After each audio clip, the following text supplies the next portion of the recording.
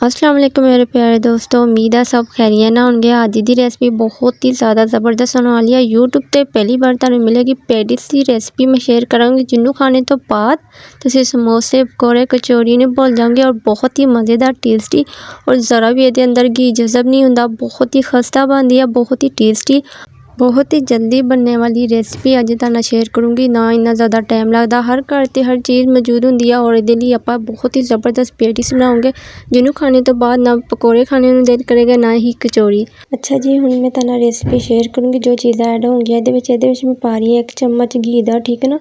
Oil का भी इस्तेमाल कर सकते हैं पर घी ना ज़्यादा खस्तापन आएगा। और ये मैं पा रही हूँ नमक, आधा चम्मच मैं लूँगी जीरा और थोड़ा जिहा इन्हूं मैं मसल लूँगी ताकि जी ये खुशबू है ना बहुत ही ज़बरदस्त आए। और ये मैं पाऊँगी कॉर्नफ्लोर दे लिया मैं 3 चम्मच, ठीक है ना। और ये मैं थोड़ा जिहा पानी ऐड करूँगी और ज़्यादा पानी ऐड नहीं करना, सिर्फ थोड़ा जिहा ऐड करूँगी, 2 तकरीबन 3 चमचियाँ। और इन्हूं अच्छी तरह मिक्स कर लेना और अच्छी तरह मिक्स करने तो बाद ये मैं पाऊँगी 1 अंडा, ठीक है ना। अंडे नूं ये मैं तोड़ के पा लेना और बहुत ही ज़बरदस्त मिक्स करना वा, यानी कि अच्छी तरह मिक्स होना चाहिए। जिन्ना तुसीं इन्हूं फेंटोगे ना उन्ना ज़्यादा टेस्ट मिलेगा और उन्ना ज़्यादा बहुत ही ज़बरदस्त क्रिस्पी और मज़ेदार टेस्ट आएगा ये नाल। जिन्ना ज़्यादा अंडे नूं फेंटोगे उन्ना ज़्यादा टिक्की फुलेगी, ठीक है ना। ये मैं पाऊँगी 1 कप मैदा और फुल कप 1 मैदे का और बाकी चीज़ां कोई भी इस ऐड नहीं करनियाँ। अच्छी तरह तुसीं गोल लेना वा, थोड़ा जिहा पानी ऐड करूँगी, इन्ना ज़्यादा पानी नहीं करना क्योंकि पतला नहीं करना, ठीक है ना। अच्छी तरह मिक्स करूँगी, अच्छी तरह गोल लेना वा, बिल्कुल आसानी नाल इहदी डो बन जाती है और बहुत ही जल्दी। अज की रेसिपी बहुत ही ज़्यादा खास होने वाली है, यूट्यूब पर तुहानूं किते भी नहीं मिलेगी, बहुत ही ज़बरदस्त होनी है। चैनल को सबसक्राइब नहीं किया तो जल्दी ना जाके सबसक्राइब कर दो, बैल आइकन नूं प्रेस कर दो ताकि तुहानूं हर आने वाली वीडियो मिल सके।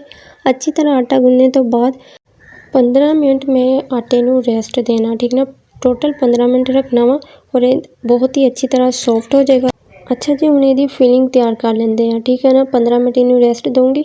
बरे गोश्त का आधा किलो मैं कीमा लिया, ये 1 प्याज और 1 टमाटर ऐड करूँगी और ये मैं पाऊँगी आधा गिलास पानी का, ठीक है ना। और हल्दी पाऊँगी ये और मैं पा रही हूँ लहसुन आधा चम्मच और आधा चम्मच ही लाल मिर्च, आधा चम्मच मसाला मिक्स मसाला जो मिलता बाजार तो वो ऐड किया। अगर वो नहीं है तो गर्म मसाला पा सकते हैं।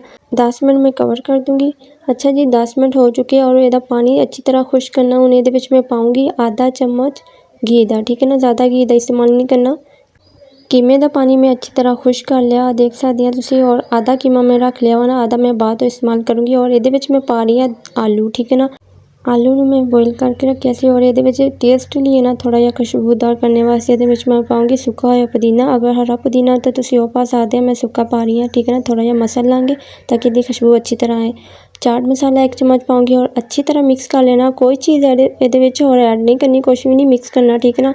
और 15 मिनट हो चुके हैं, माशाल्लाह अच्छी तरह सॉफ्ट भी हो चुके हैं और कलर देखो माशाल्लाह कितना प्यारा आया वा। मैदे नूं अच्छी तरह गुन लिया सी ताकि इहदे अंदर जिहड़ा अंडा पाया ना उहदे नाल इहदा टेस्ट बहुत मज़ेदार आऊगा, बहुत अच्छी तरह फुलेगी टिक्की।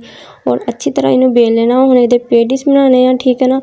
इत्ते मैं रोटी नूं बेल के इत्ते घी लगाऊंगी, आधा चम्मच घी का लगाया और इन्हूं मैं कवर करूँगी। इहदा मैं चौरस पेड़ा बनाऊँगी, 4 कोने वाला जिहड़ा आपां पराठा बनाते ना उस तरह इहदा पेड़ा एक बना लेना वा और छोटा जिहा पेड़ा लेना, इन्ना ज़्यादा वड्डा नहीं। आ देखो बहुत ही अच्छी तरह बन चुका वा चौरस पेड़ा मेरा। 4 कोने वाली रोटी बना लेनी है और इन्हूं बेल लेना वा अच्छी तरह, ठीक है ना। इन्हूं चौरस ही बेलूँगी, इन्हूं गोल नहीं करनी। अच्छा जी, आ देखो बहुत ही पतला बेलना, इन्ना ज़्यादा मोटा नहीं बेलना। आ देखो बहुत ही ज़बरदस्त इहदी टिक्की मैं तैयार कर ली है। हुण इहदे आपां पेटिस बनाऊँगे और पेटिस बनाने का तरीका मैं तुहानूं शेयर करूँगी। इहदे दरम्यान ते तुसीं निशान लगा लेना। निशान मैं इस तो लगा रही हूँ क्योंकि तुहानूं थोड़ा जिहा अंदाज़ा हो जाऊगा। इहदे मैं 3 पेटिस बनाऊँगी और इन्हूं तुसीं तह लगा लेनी है। थोड़े थोड़े निशान वाजिया होणगे तो पता चल जाएगा इस साइड ते फिलिंग करनी है, ठीक है ना। और आ देखो बहुत ही ज़बरदस्त इहदे निशान लगा लिया। तुहानूं पता नहीं नज़र आते कि नहीं है पर मैनूं तो नज़र आ रहे हैं, थोड़ा जिहा अंदाज़ा होएगा, ठीक है। और इहदे मैं फिलिंग इन्नी ज़्यादा नहीं भरनी, बिल्कुल कम फिलिंग इत्ते रखनी है और जिहड़ा इहदा टेस्ट होएगा ना बहुत ही ज़बरदस्त होएगा।